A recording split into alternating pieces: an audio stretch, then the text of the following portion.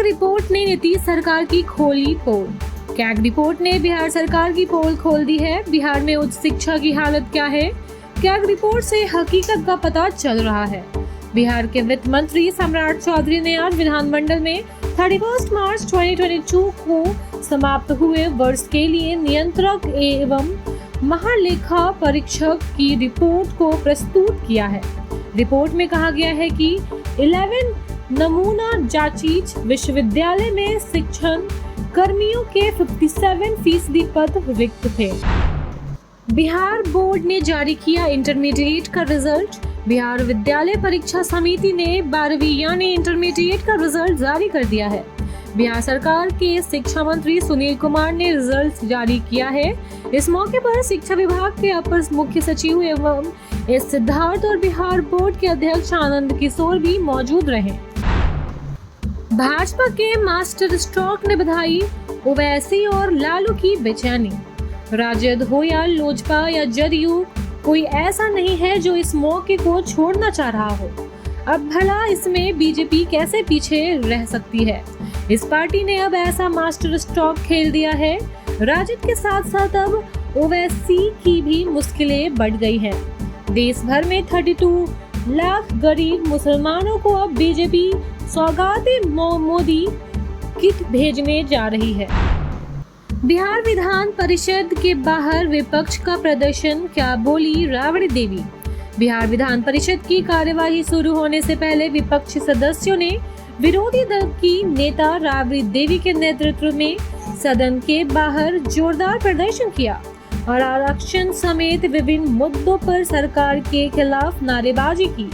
विरोधी दल की नेता राबड़ी देवी ने कहा कि सरकार ने 65% आरक्षण को कैबिनेट से पास किया था, लेकिन उसे 9वीं अनुसूची में शामिल नहीं किया जा रहा।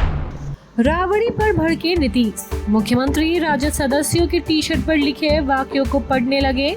उसमें तेजस्वी सरकार और आरक्षण चोर आदि व्याख्यांश थे। मुख्यमंत्री ने उन शब्दों पर आपत्ति जताई। सीएम ने कहा कि राजद की यही संस्कृति है। अब तब राबड़ी देवी उठ खड़ी हुई तो नीतीश बोले, तोरा कौन चीज है? जो है सब हस्बैंड का है, तू बैठ जा। ये बेचारी को कुछ आता है, इसको तो ऐसे ही मुख्यमंत्री बना दिया। जब रिप्लेस हो रहे थे तो इसे ऐसे ही बना दिया। ये लोग जो कर रहे हैं क्या मतलब है? रिजल्ट के बाद इंटर पास छात्र छात्राओं को मिली एक और खुशखबरी। इंटर पास छात्र छात्राओं के लिए खुशखबरी आ गई है। 27 मार्च से छात्र एक नौकरी के लिए ऑनलाइन आवेदन कर सकते हैं। केवल इंटर पास उम्मीदवार ही नौकरी के लिए आवेदन कर सकेंगे। आवेदन करने के लिए न्यूनतम आयु 19 वर्ष और अधिकतम आयु 40 वर्ष होनी चाहिए। चयन प्रक्रिया में शारीरिक जांच, दौड़, ऊंची कूद, लंबी कूद और गोला फेंक शामिल होंगे। अधिक जानकारी के लिए आधिकारिक वेबसाइट देखें। बिहार शिक्षक भर्ती में डोमिसाइल नीति लागू नहीं होगी। शिक्षा मंत्री सुनील कुमार ने कर दिया साफ। बिहार शिक्षक बहाली की तैयारी कर रहे राज्य के अभ्यर्थियों के लिए बड़ी खबर है। राज्य के शिक्षा मंत्री सुनील कुमार ने स्पष्ट कर दिया है कि शिक्षक भर्ती में फिलहाल डोमिसाइल नीति लागू नहीं होगी। सरकार का इस पर अभी कोई विचार नहीं है। हालांकि उन्होंने कहा है कि अभी तक चयनित 20 से 22% ही बहाली है।